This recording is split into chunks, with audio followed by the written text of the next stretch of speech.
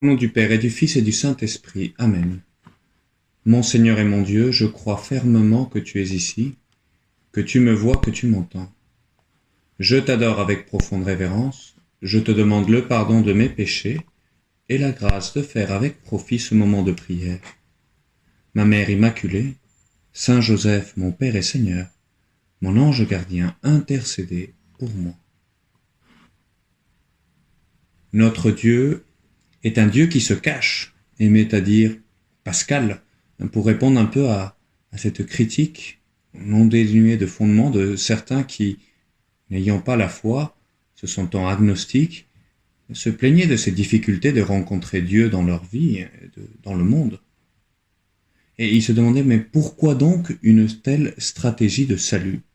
Pourtant, saint Paul affirme haut et fort que Dieu veut que tous les hommes soient sauvés et qu'ils parviennent à la connaissance de la vérité. Et cependant, Pascal le soulignait en lisant la Bible, notre Dieu semble se cacher d'abord dans la nature, où malgré la majesté, la beauté, la vérité sous-jacente à la création, il est difficile d'arriver à notre Créateur. Puis davantage encore, le Seigneur se cache dans son incarnation. Nous le contemplions ces jours-ci. L'enfant. Dieu se cache encore plus en se couvrant de notre humanité. Et beaucoup de Juifs et beaucoup de personnes du temps du Seigneur ne le reconnaîtront pas comme Messie. Et puis, enfin, le Seigneur dans l'Eucharistie, qui est le gage de sa présence parmi nous, eh bien, il a choisi d'y demeurer dans le plus étrange et le plus obscur secret de tous, disait Pascal, sous la forme des espèces eucharistiques. Dans l'Apocalypse, Saint Jean parle même d'une manne cachée.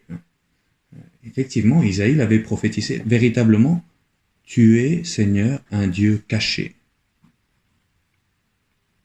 Alors certes, on sent bien que le péché nous rend aveugles, que si Dieu semble se cacher, c'est avant tout parce que notre intelligence, notre volonté, notre cœur ont du mal à trouver Dieu dans le quotidien. Au lieu de regarder vers lui, eh bien souvent, on préfère regarder vers nous-mêmes, vers là où nos passions nous mènent. Et c'est précisément pour cela que le Seigneur semble vouloir adopter cette même stratégie de se cacher. L'évangile d'aujourd'hui semble, en tout cas c'est ainsi que je l'ai lu, il semble nous donner des pistes pour comprendre cette discrétion de notre Seigneur. Loin de chercher à se montrer dans toute sa splendeur et toute sa gloire, il cherche à toucher les cœurs, nos cœurs, un à un, dans un dialogue très personnel, avec les personnes qu'il rencontre sur son chemin.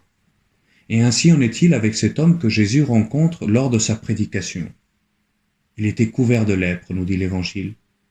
Et voyant Jésus, il tomba face contre terre et le supplia.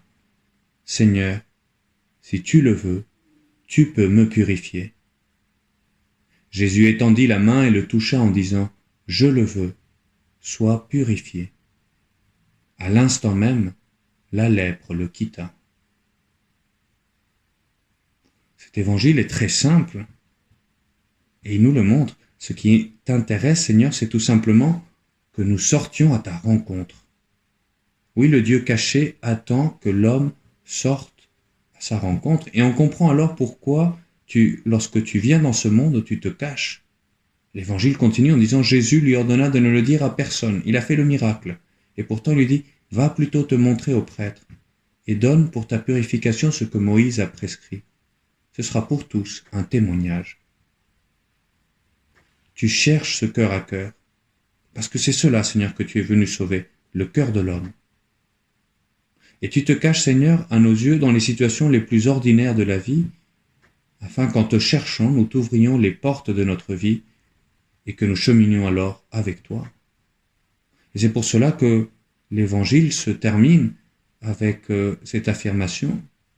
Alors qu'on parlait de plus en plus de Jésus, lui se retirait dans les endroits déserts et il priait. Il ne s'impose pas, notre Seigneur. Il ne s'impose pas, notre Dieu. Il attend que nous allions vers lui. Et les foules accouraient, nous dit l'Évangile, pour l'entendre et se faire guérir de leur maladie. C'est ce cœur à cœur que je cherche, Seigneur, moi aussi, dans ma prière. Ce dialogue du lépreux avec toi, Seigneur, il est beau. Il nous touche tellement parce que nous voudrions que notre dialogue avec toi dans la prière soit ainsi.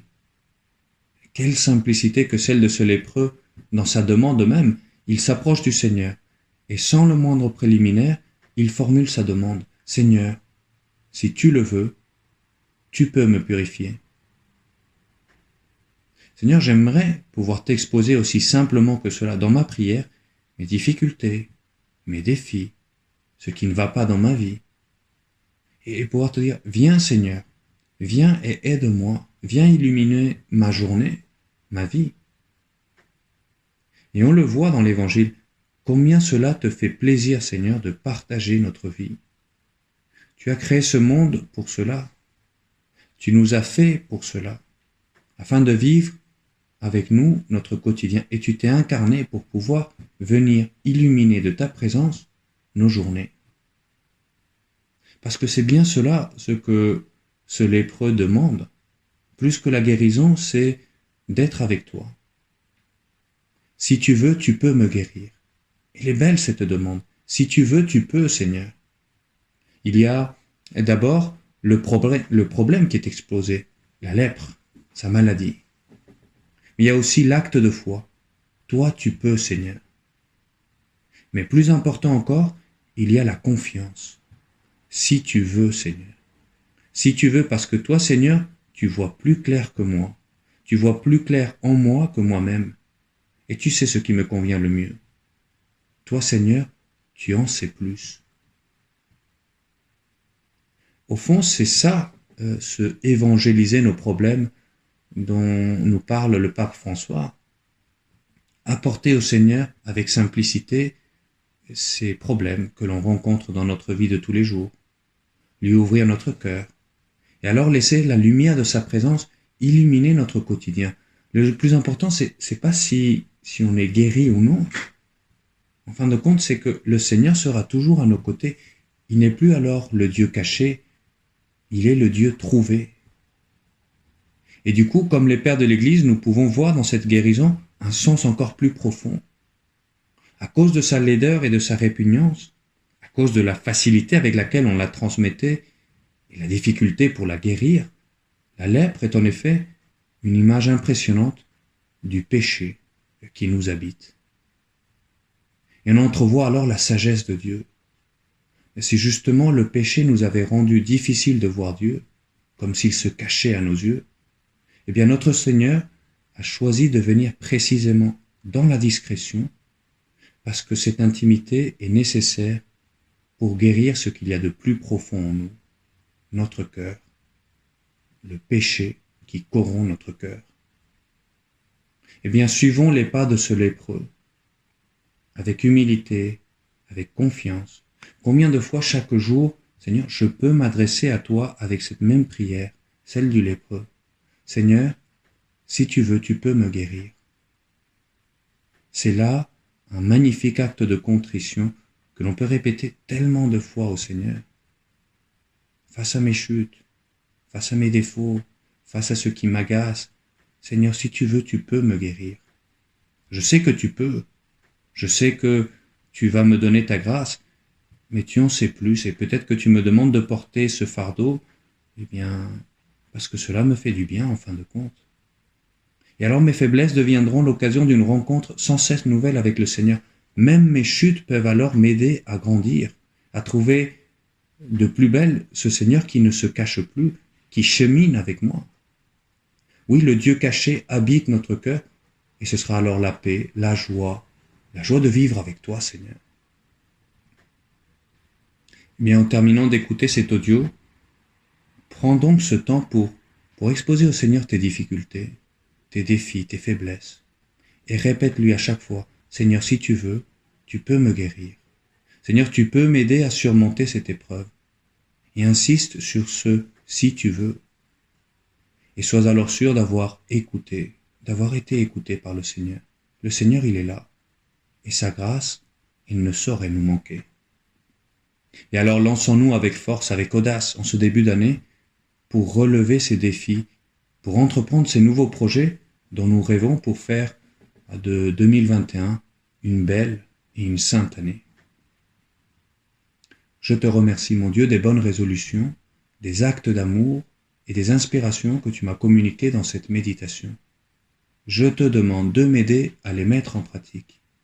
Ma Mère Immaculée, Saint Joseph, mon Père et Seigneur, mon ange gardien, intercédez pour moi.